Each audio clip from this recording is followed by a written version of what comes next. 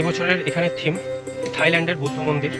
এখানে থিম চলো ফিরে দেখি শৈশব। এবছর এখানে 75তম দুর্গোৎসব, থিম সৃষ্টির সুখের উল্লাস। Hey guys, welcome back to my 2024 Pujo প্রস্তুতি ব্লগ পার্ট 4।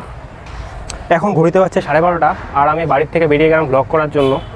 অনেকদিন থেকেই ব্লগের শ্যুট হয় না, আজকে যাবো কালকে যাবো করে যাওয়া হয় না। প্রচণ্ড রোদ, এখন গরমও পড়েছে, তার জন্যই তাই ভাবলাম অনেকদিন ধরে শ্যুট করা হয় না, তাই করে নিই আজকের শ্যুটটা। দাঁড়িয়ে আছে আমাদের পাড়ার মন্দির, দেইবাড়ি মন্দিরের সামনে। প্রায় 500 থেকে 550 বছরের পুরনো দেইবাড়ি মন্দির। তো এখন আমাদের দেইবাড়ি মন্দিরের ঠাকুরের কাজ কতদূর কি হয়েছে, কতদূর বানানো হয়েছে সেটাই দেখবো গিয়ে। চলো এখন মন্দিরের সামনে যাই, গিয়ে তোমাদের আবার দেখাচ্ছি। মোটামুটি 1 সপ্তাহের মতন হয়ে গেছে যে দেইবাড়িতে ঠাকুর নির্মাণের কাজ শুরু হয়ে গেছে। তার মধ্যে আমি একদিনও ঠাকুরের এখানে দেখতে আসিনি। আগে ছোটোবেলায় প্রতিদিনই প্রায় 1বার 2বার করে এসে দেখে যেতাম কতদূর ঠাকুরের কি হয়েছে।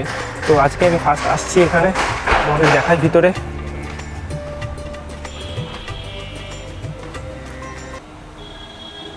তো তোমরা দেখতে পাচ্ছ দেইবাড়ির ঠাকুর নির্মাণের কাজ চলছে আমাদের কুচবিহারের বড় দেইবাড়ি।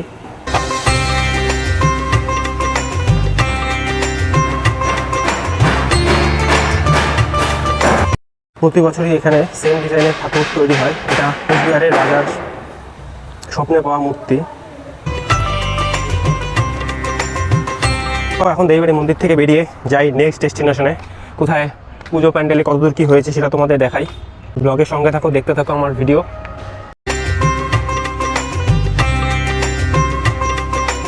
দেইবাড়ি মন্দির থেকে বেরিয়ে আমি এখন কুচবিহারের তোরসার বাঁধের উপরে যে বাইপাস রোড, সেই রোড ধরে আমি এখন এগিয়ে যাচ্ছি আমার নেক্সট পুজো মণ্ডপের দিকে। কুচবিহার টাকাগাছে 75 বছর দুর্গোৎসব আছে, ভাবছি ফার্স্ট আমি সেখানেই যাই। চলো তোমাদের একবারে সেখানে গিয়ে দেখা হচ্ছে। আর আমি এখন এই মুহূর্তে আছি আমাদের কুচবিহার রাজবাড়ি, একদম ব্যাক সাইডে। এই যে দূরের থেকে রাজবাড়িটাকে দেখা যাচ্ছে, রাজবাড়ির পিছন দিকটা।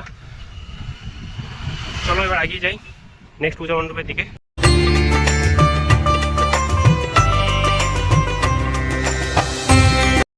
টাকাগাছ পূজা মণ্ডপের মেইন গেট, আমি মেইন গেটের সামনে দাঁড়িয়ে আছি। এবছর এখানে থিম থাইল্যান্ডের বুদ্ধ মন্দির, 75তম দুর্গোৎসব। তোমরা গঞ্জুবাড়ি রামভোলা স্কুলের পাশ দিয়ে সোজা এসে বাঁধ পার করলেই এই পুজো মণ্ডপ দেখতে পারবে। এছাড়াও তোমরা যদি কেউ আলিপুর ফালাকাটার ওদিক থেকে যদি আসো, তাহলে তোমরা খাগড়াবাড়ির থেকে রাজারহাটের দিকে গিয়ে তোমরা বাঁধের উপরে যে বাইপাস রোড, সেই বাইপাস রোড ধরেও এখানে আসতে পারবে এই পুজো মণ্ডপ দেখার জন্য। মণ্ডপটা অনেকটাই উঁচু বানিয়েছে। এখন পুজো মণ্ডপের দিকে একটু সামনে আগিয়ে তোমাদের দেখানোর চেষ্টা করছি। এই হলো মন্দির, এখানে এখন বর্তমানে কালী ঠাকুর আছে। আর এই টোটাল প্যান্ডেলের স্ট্রাকচারটা অনেকটাই উঁচু করা হয়েছে প্যান্ডেলটা। তো ভিতরে এন্ট্রি অ্যাকচুয়াল কোথা দিয়ে ঠিক বোঝা যাচ্ছে না, টোটালি তো বাঁশের কাজ করা ভিতরটা।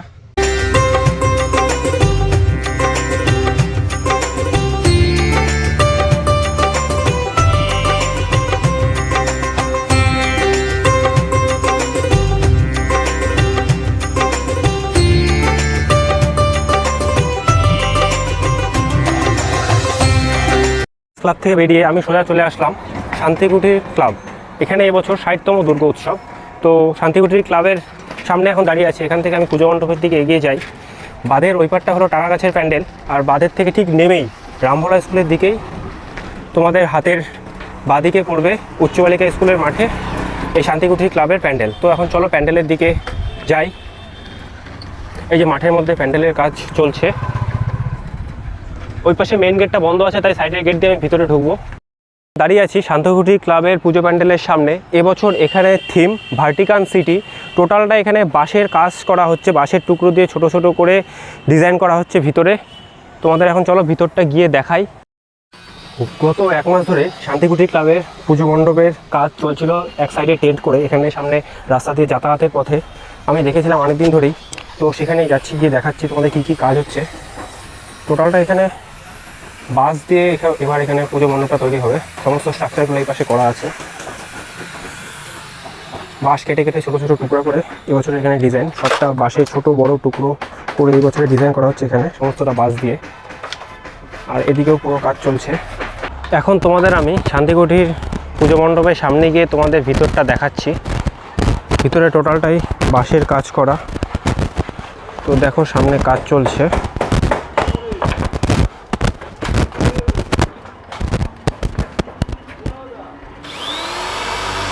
বাঁশ দিয়ে ভিতরের ডিজাইন উপরটা অলরেডি কমপ্লিট হয়ে গেছে।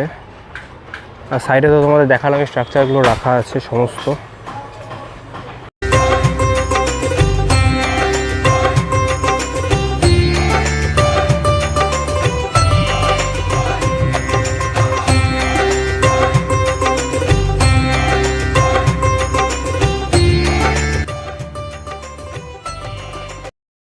এখন শান্তিকুটি ক্লাব থেকে বেরিয়ে আমি যাচ্ছি আমার নেক্সট ডেস্টিনেশনের দিকে।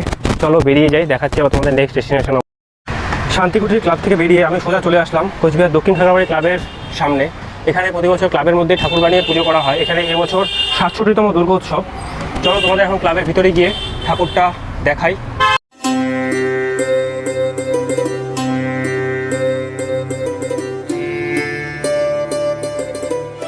দক্ষিণ খাগড়াবাড়ি ক্লাবের ঠাকুর নির্মাণের কাজ অলরেডি কমপ্লিট হয়ে গেছে। প্রতি বছরই এখানে ঠাকুরটা অনেকটাই বড় বানানো হয়, খুব সুন্দর হয়। তো ঠাকুরের মাটির কাজ তো কমপ্লিট। দক্ষিণ খাগড়াবাড়ি ক্লাব থেকে বেরিয়ে আমি যাচ্ছি আমার নেক্সট ডেস্টিনেশনের দিকে। চলো আবার দেখা হচ্ছে নেক্সট ডেস্টিনেশনে গিয়ে।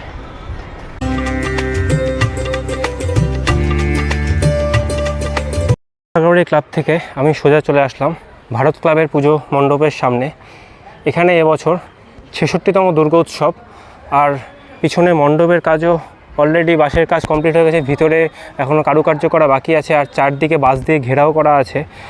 কি করবে এবছরের থিম কি সে বিষয়ে কোনো কিছু এখানে লেখা নেই। তো এখন এগিয়ে যাচ্ছি আমি আমার নেক্সট পুজো মণ্ডপের দিকে।